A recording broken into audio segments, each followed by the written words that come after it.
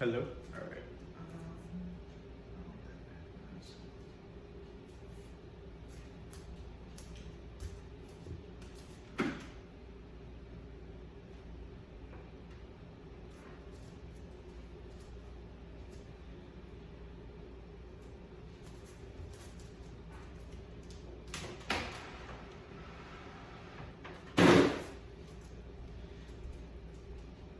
All right.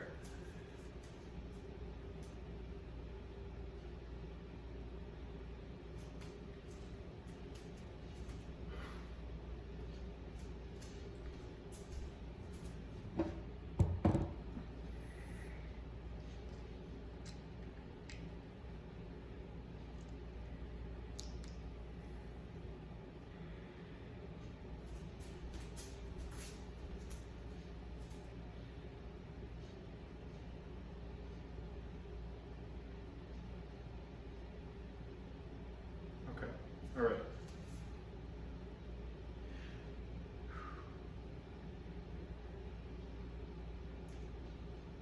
So today we're going to talk about how to be a better athlete outside of your training. I know a lot of kids are sitting there and they think if they're on the grind, if they're lifting weights, if they're doing their skills training, if they're going to camps, they're doing all of these things that'll ultimately help them reach their goal, which it will. I'm not discrediting that.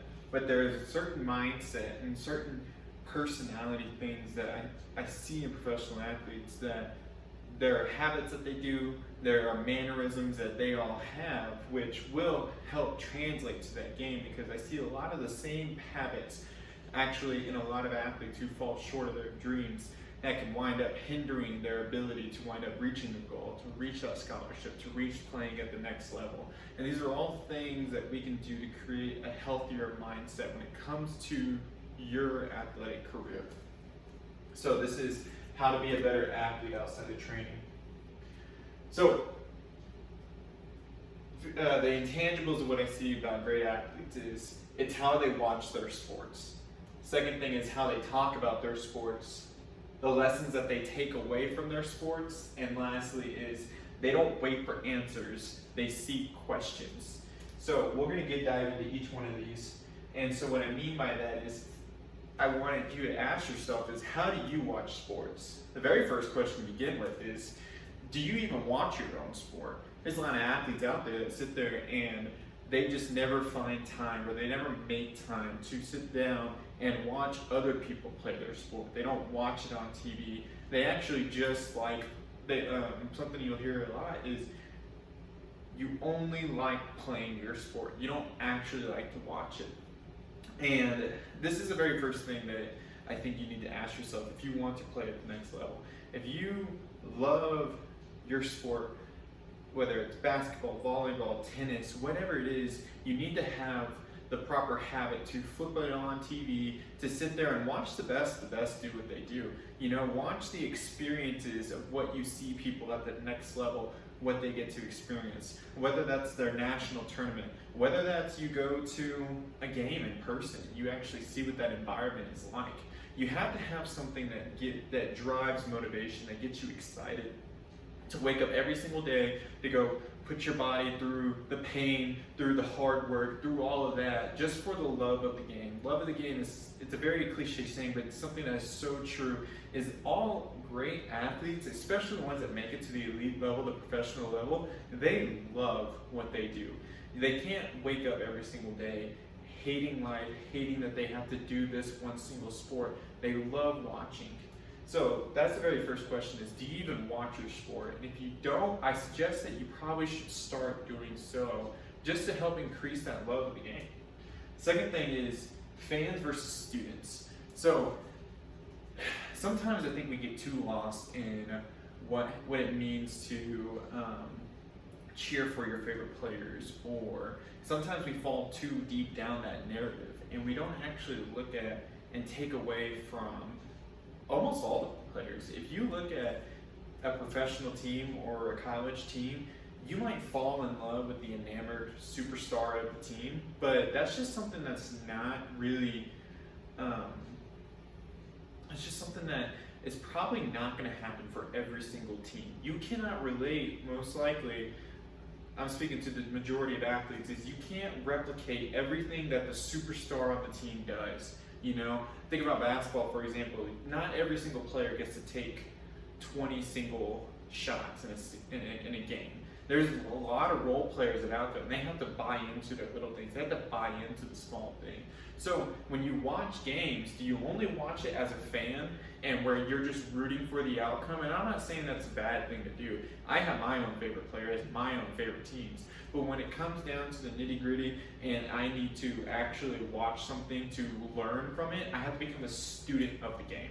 I have to understand, okay, maybe I'm watching my favorite player, but do I know why they're my favorite player? Do I know what their mannerisms is? Do I know the strategy of what they do? Do I look at all the characteristics that that athlete embodies, and can I put it into my own game? And if I can't, then I need to look at other people that are great at higher levels, but maybe fit a similar role to what that you can to your own team. Do you watch the spot-up shooter that is really good at defense and they're really good at knocking down a three-pointer? You know, do you watch the blocker in volleyball and see what their position's like if that's what you play? You have to be able to look at all different positions and how they fit in on the court and just kind of see why a team fails versus why a team doesn't fail. You know, look at the defensive coverage breakdown. Look at the play calling in football and see, okay, they just ran 3 tackles to the left and the defense coverage is shaded over this way. You know, why are they not doing this? If you start to look at sports as a student instead of a fan, you start to pick things up and you start to train your brain to look at your specific sport in that way. That way it translates over to when you break down your own game film. And that actually leads to my last point is, do you watch your own games back? Because if you don't, I suggest that you do. Now, don't look back there and only look at your highlights. Look back and see, okay, what actually happened in this game? See what the coverage that the defense is running. See what are mistakes that you made and how you can get better. You know, if you don't know how you can get better, you ask your coach. You know, but don't go ask your coach all the time if you haven't looked back and you actually haven't thought about it yourself, because you become too reliant on that coach. Ask the questions of, okay, I saw this when I came out the pick and roll and they were throwing a trap at me, and what do I do? You know, do you look at the rotation on the backside? You know, so that's what I would also suggest is watch your own games back, see what are things you can improve on, and then also see what worked well. You know, just think about what got me there, what drills did I do, what did I do in practice that translated over to the game? Because if you can start to break down your own training, if you can start to break down your own training log, then that is what will make you a better athlete on your own, and you don't become so reliant on coaching. Next thing I got is, how do you talk about sports? Okay, so this one's really important to me because there's a lot of bad things in a social media environment that I think a lot of younger athletes fall into, or just people in general. This goes back to, are you a fan of the game or are you a student of the game?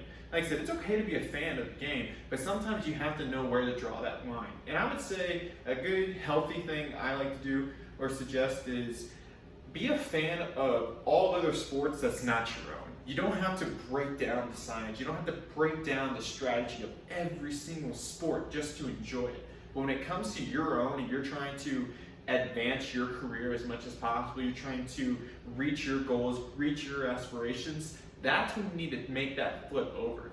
So this is how we talk about sports. Do you only speak a narrative? If you follow sports, do you really only think about the things that they talk on talk shows? You know, well, also, where do you get your information from if you're not watching a game yourself? Think about the hosts of shows, you know? Think about why they're on that show. A good example I have right here is, if you love watching the shows like Skip and Shannon Sharp, those type of guys where they're arguing Stephen A. Smith, you gotta understand the point of those shows is for entertainment. They're to make people upset, to get interaction going. So if that's where you only go to when it comes to your sports dialogue, your sports information, you might be holding yourself back instead of listening to credible resources, reading from other writers that really dig deep into the X's and O's of why something works. Because sometimes we don't always have access to the big brain professional coaches and college coaches, so we have to find information from anywhere. So find a credible resource, because that's something that's going to carry you a long way, especially if you want to be a college athlete and you got to go to class and you got to write a paper and you got to find credible resources. You can't just pull up something on Wikipedia. Your professor's not going to take that. So if you can actually find credible resources and you can get in that habit, that's a life skill right there that maybe we didn't know, but we gained that from sports and we put it everywhere else. So when I think about the only speaking narrative, is it the very first game you think, after something happens, do you just automatically go to like a legacy? It's like, oh, someone's, right here, this is a good example of LeBron James versus Michael Jordan. Who's better? Is that what you always go to after every single LeBron game that happens? Do you sit there and do you just want to trash LeBron? And you're like, LeBron's bad, LeBron's this, LeBron's that, he'll never be as good as MJ. Or every time LeBron has a good game, do you just jump straight to LeBron's the GOAT, 90s basketball was horrible, MJ lost all this? I've heard all of those arguments. And as an athlete who's trying to be a student of the game, those are conversations we have to try to eliminate as much as possible. Now, don't get me wrong, those are fun. I'm not saying not to have those, but if that is what the bulk of how you talk about sports comes, I think sometimes you miss the bigger picture. If you're a student and you really love basketball in general, then you need to find what makes both of these guys great. Stop the hatred or the constant agonizing and trying to prove your own point right. Just sit there and look back. Also go back to the very first thing we talked about. How do you watch sports? If you're making these arguments, have you actually gone back and watched film of MJ? Have you actually sat there and been locked in for LeBron games? And are you a student during those games? Are you looking at, how did they check down coverage before they make the cross corner pass? How is their footwork when they go to their post spin? How do they create space? Ask the questions what make them great. And then you want to hop in those conversations just for the heck of it, go for it. But I would say don't spend too much time there. Another thing I ask is, do you resort to cliche sayings? Okay, there's a few things I've heard, and sometimes they get me riled up, but you ask is like, a good question is, do you prefer college sports versus professional sports? And one thing I'll hear, I personally prefer professional sports, but one reason I'll hear for college sports is, well, there's no money involved, so you just know that they just try harder. Now, I'm not going to go down that rabbit hole because I could spend a whole 15 minutes talking about that, but if you're sitting there saying that, then really think about what you're saying. Think about it. These professional athletes, they have different priorities, but it's not that they don't care more for the love of the game. You got to think about it. Really take thought, understand what the position of what these guys are, and ask the question yourself. I mean, if you're a professional, or if you were lucky enough to make it to a professional, would you care more or care less compared to in college? I think you would care the same because you just love your sport. And that goes back to the very beginning when we talked about is find ways to fall in love with your sport. Ultimately things are going to get tedious, but you have to continue to find those ways. So that's a little off the trail here, but back to resort to cliche sayings. Something also that's very popular, like it's a lot of people throw around, is the WNBA. And they sit there and say the WNBA is boring, and they just like to jump straight to the memes, they like to come straight to the jokes, find social media, all kinds of stuff. And it's like, okay, are you being a fan or entertainment? Is that what you're seeking sports out? Or if that's your own sport, if you just love basketball, like, are you seeking out that? Have you actually sat down and watched the game of the WNBA with an open mind and sat there and do it? I'm not advocating that you have to love the WNBA to love basketball, but what I'm saying is you have to be open to it at least. You got to be able to go and ask those questions. Like I said, these women are professionals, so you got to think, what is something I watched in this time that I can take away and add to my own life? Because if you only go in there closed-minded and you just talk and you just want to point to the problem and say that WNBA is boring and you don't actually try to learn from it, then that's where I think you're selling yourself a little bit short. And by taking these controversial topics where it's so easy just to say something you've heard 1,000 times, That doesn't mean you're actually stimulating your own brain. Doesn't mean you're actually working on your critical thinking skills, because you have to have these skills in order for it to work in sports and to work in life down the line. You gotta be thoughtful. You gotta put up good evidence, good research, good all kinds of things just to be successful in this world. And then the last thing is arguments versus debates. Right here, are you on social media all the time? Personally, I would say try to get off social media as much as possible, but that's okay. I'm not gonna sit there and harp on that, because if you do get on social media, just try to avoid as many online arguments as you can get. No one ever wins in an online argument. All you do is wind up getting yourself heated, you get the other person mad, and you just waste a bunch of time because you don't make any progress. That's what an argument is. A debate, like I said, going in there open-minded, being thoughtful for it. You can go in there to an argument or a debate with your own opinion, and your opinion might not change, but as long as you are thoughtful in your answers and you can see things from an A point, a B point, a C point, a D point, and you can come up with all these reasons of why your answer is there, then ultimately that will help, because that's a lesson right there that will translate over to life as well. You can't just sit there and believe the very first thing you hear. You have to be thoughtful. That's what successful people do. That's what successful athletes do too. They have all kinds of influences coming at them, and they can't be persuaded but just by one thing. They can't be closed-minded where they never change their thought process. Life change, all kinds of things change. You have to change as well. And that starts with, how do you talk about sports? Because you love sports so much, so you gotta use this platform to change everything else that's gonna translate to life.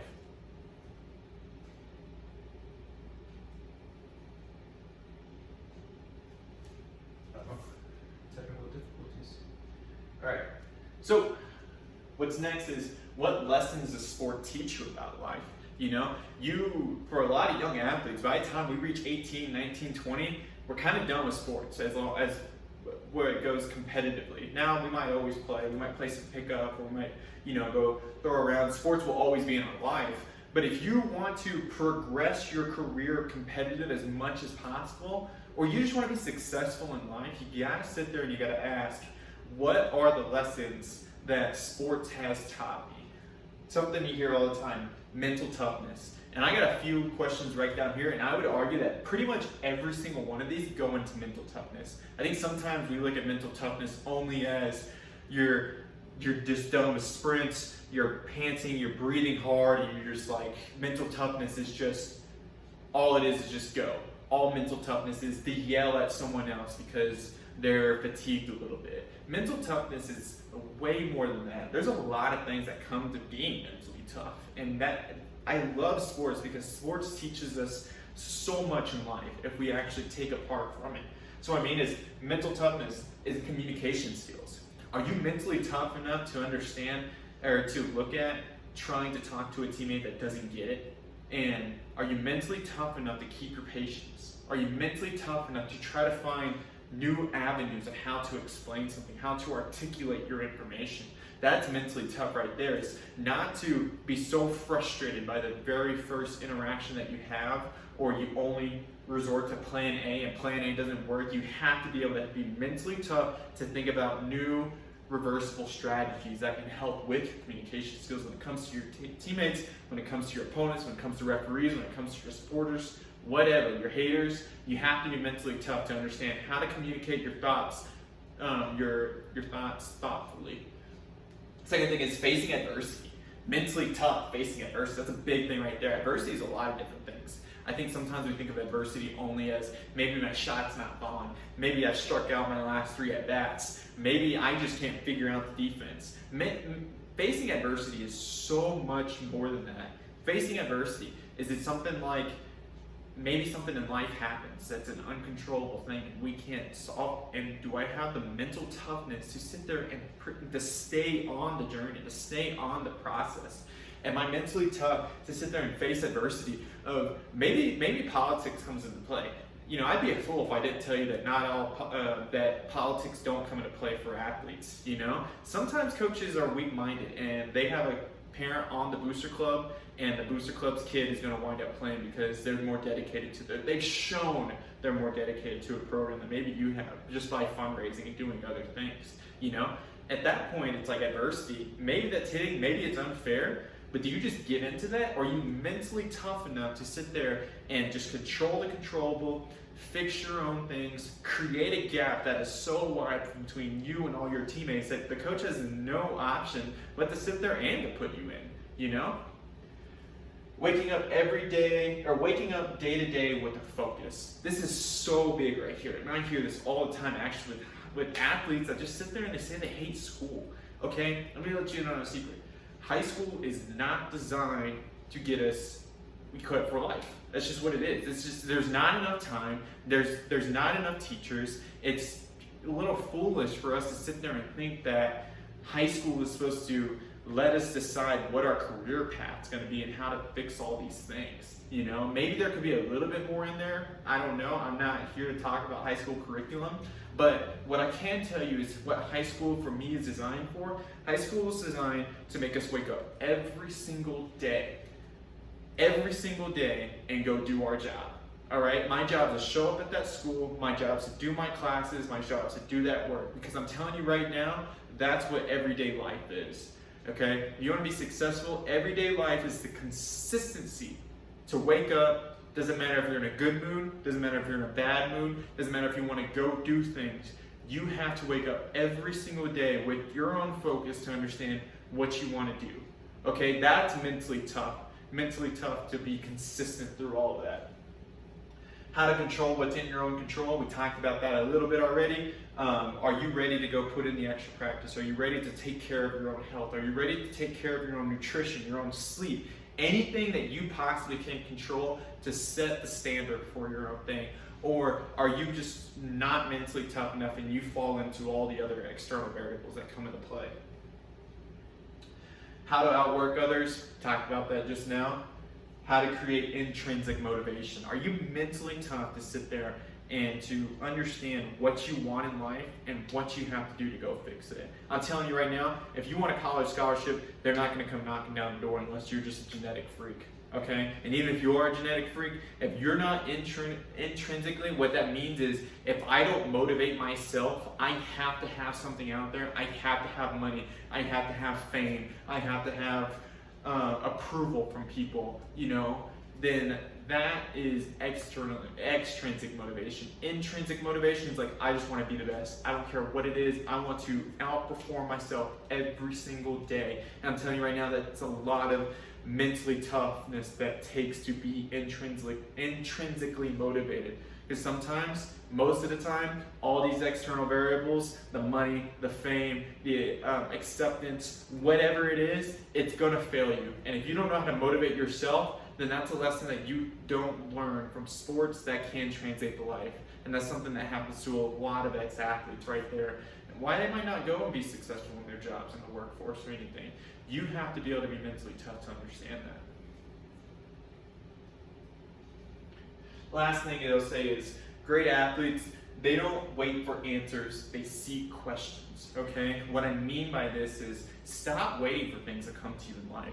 Go out there and take it, okay? These are things that you can do off the court, or you can take your on-court experiences and you can sit there and you can apply them to your life, because real life, the business world, so similar.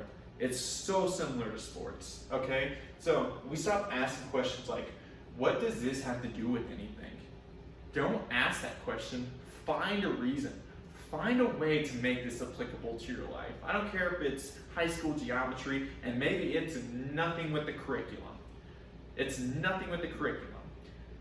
Well, you gotta find a way to sit there and be like, all right, I don't want to do this, but I know it's my job to do this, so the applicable way in my life is to sit down, do this work, and to do it, because ultimately I will find something in life that does inspire me, that does find that passion. And even when you have all that, you're not going to want to do it every single day, but at least you could find those lessons from early on, sit there and apply to your own life. Why do I have to do this? Same thing. Find the reason why, okay? If you hate your schoolwork, if you hate having to, your coach makes you journal, I don't know what it is. if you ask that question, then you better find a way to make it apply to your life, because at that point you're just wasting time, you're just going through the motions. And I'm telling you right now, great athletes don't do that. Why doesn't anything good happen to me? This is such a big one. We think we work hard, we think we do all this, and maybe you do, and maybe life throws you the biggest adversity, the biggest problems in life, and life really is unfair. Life's unfair sometimes, okay? But you can't sulk, you can't sit there and think, why is this happening? Why doesn't coach play me? Why did I sprain my ankle? Why did I get hurt? You better find a reason of why this is happening and how to turn it into a positive, because that's ultimately the best thing we can do when it comes to adversity and things like that in life. Last thing is, why does that person get to do that? Eliminate that. Don't ever ask that. Or if you do, you better sit there and you better study that person, okay? If you sit there and you think, why does that person play instead of me? Watch them in practice. Watch them outside of practice. Do they take care of their grades? Do they sit there and they work hard after practice? Do they go and ask the coach questions? You know, if you don't take control of your own career and you just sit there and you just have a lot of greed and a lot of envy of other people, then you just let your time waste, okay? Stop asking in a negative connotation of why does that person get to do that, and ask the question of, interesting, why does that person get to do that? And what are things that I can take away from them that I can do better, that I can apply to my own career? That's basically all I have right here. These are all different ways of how to be a better athlete off the court, outside of your training. There's a lot of things you can do inside of your training, but ultimately, sometimes sports does teach us great lessons. And if we don't know how to look at these lessons and to apply them to our life outside of sports, I think we waste a lot of time of valuable lessons that we could have gotten originally. Thank you.